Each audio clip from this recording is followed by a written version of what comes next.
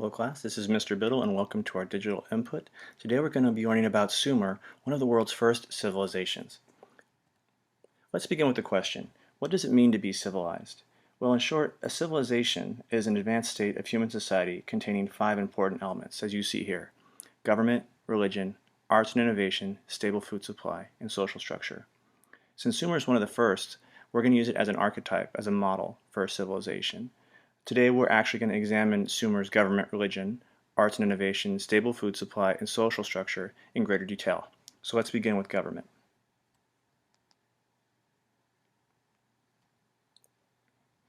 You see, Sumer wasn't really an empire led by a powerful leader or king. Rather, it was a vast region made up of a handful of independent city-states. Let's take a look at the map. As you can see, Sumer was located in the southeastern portion of the Fertile Crescent. As I said, Sumer was not an empire ruled by a single king.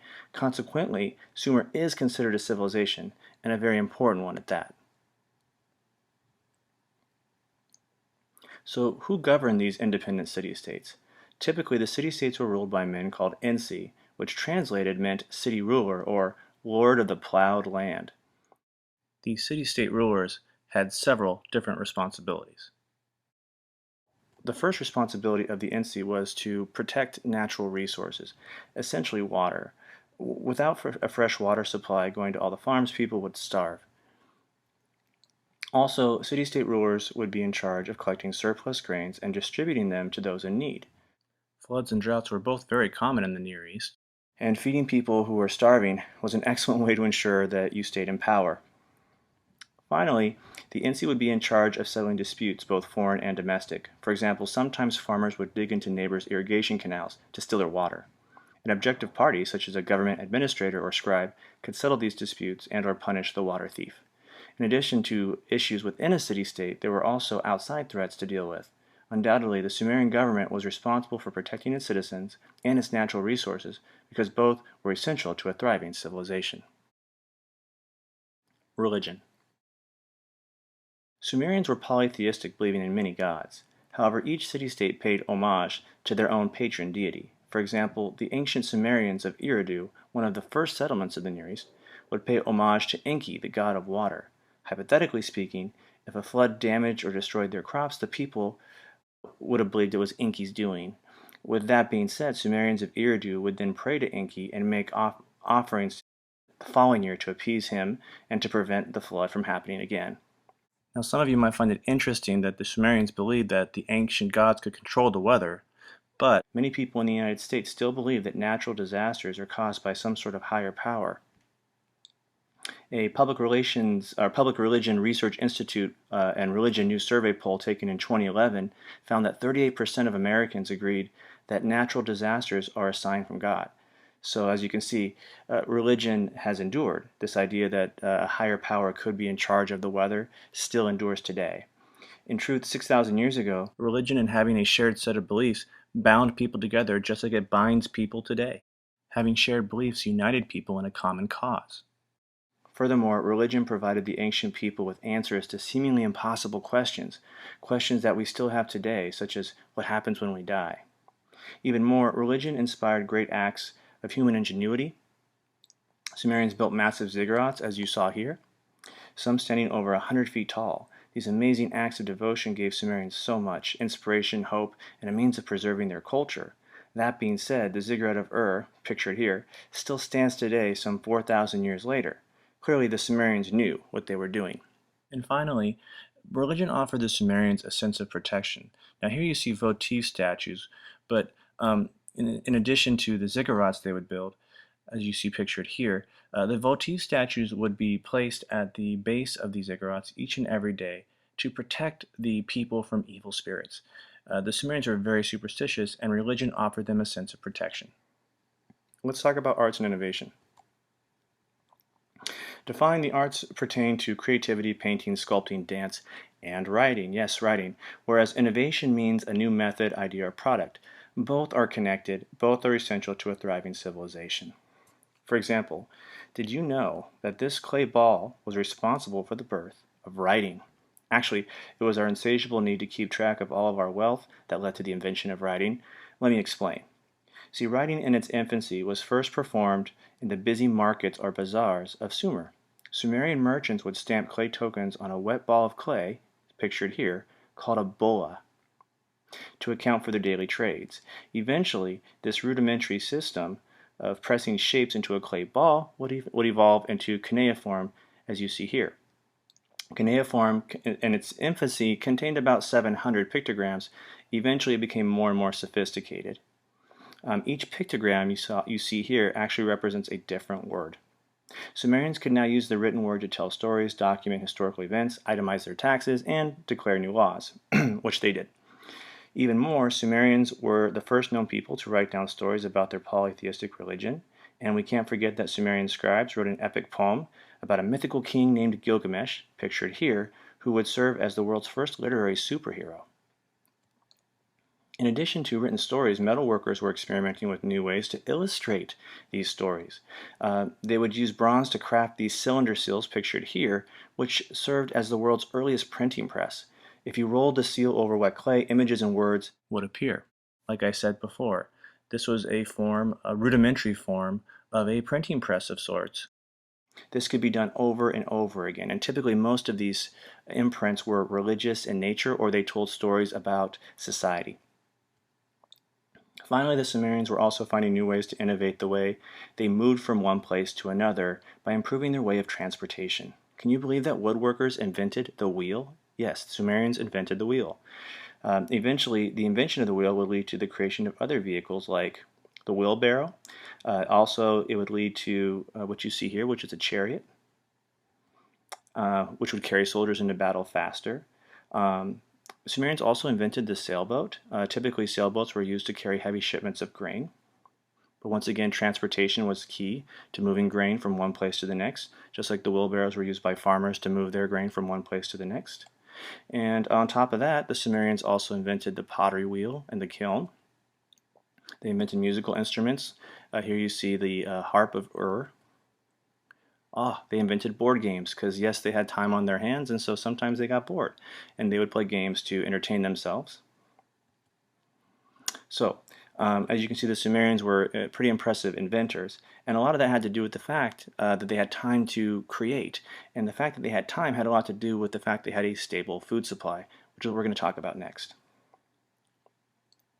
So as we discussed earlier, Sumer was located in the southern Mesopotamia, between the Tigris and the Euphrates rivers, in the lush, fertile crescent. Actually, the word Mesopotamia literally means land between two rivers. Let's take another look at the map. Sumer really began around 4000 BCE, which is about 6,000 years ago, when ancient nomads and fishermen found an abundance of natural resources in this region right here. Here, there was an abundance of wild grain, fresh water, and fish. Humanity had more food than they knew what to do with for the first time in history. So they decided to stay in one place. These early Sumerians began to construct permanent shelters out of mud brick, becoming sedentary, which means settled. This was a momentous occasion in human history. People chose to stop hunting and stay in one place. They weren't farmers right away, however. Eventually, after experimenting with the grains, they did learn to domesticate crops, but it took a while. They also learned how to domesticate animals, and they created lunar calendars and sundials to help plant and harvest their crops. So humans could actually stay put in one place for the first time. Once again, they were sedentary. They could stay in one place and sort of predict what was going to be happening next with the weather. They could predict the seasons, however, it wasn't foolproof. Pictured here on the right, you see an artist rendering of what a Sumerian farm would actually look like. They would build canals, reservoirs, dams, levees. All of these were essential for watering their crops and maintaining a stable food supply. So now, for the first time in human history, they had extra food and a lot of extra time on their hands as well. And frankly, one farm could feed hundreds and hundreds of people. And so what that did was it forced the people of Sumer to think of new things to do with their life. They didn't have to all be farmers. They could actually diversify and find new jobs, which leads us to social structure. So the social structure, as I previously noted, the farms could feed hundreds of people, and this indirectly created a social structure within Sumer. Some Sumerians could focus on other jobs besides producing food, and undoubtedly some jobs were more challenging and prestigious than others. And this brought forth the world's first class system and social hierarchy. For the first time in human history, the concept of wealth was born. Now remember, currency, money that we use today, had not been invented yet. Sumerians did not have wallets with credit cards. Rather, Sumer relied on a bartering system, which is essentially trading. Individuals with the most quality products in their possession were considered the most wealthy. Yes, having stuff mattered. Consequently, there was an economic reaction to surplus that could not be stopped. Surplus also indirectly created a division of labor. Now, as I stated earlier, some jobs were more prestigious than others. Some jobs had more earning power than others. And let me give you an example, hypothetical. So let's say you wanted to be a scribe. A scribe would have to spend years and years and years of their life mastering the art of writing.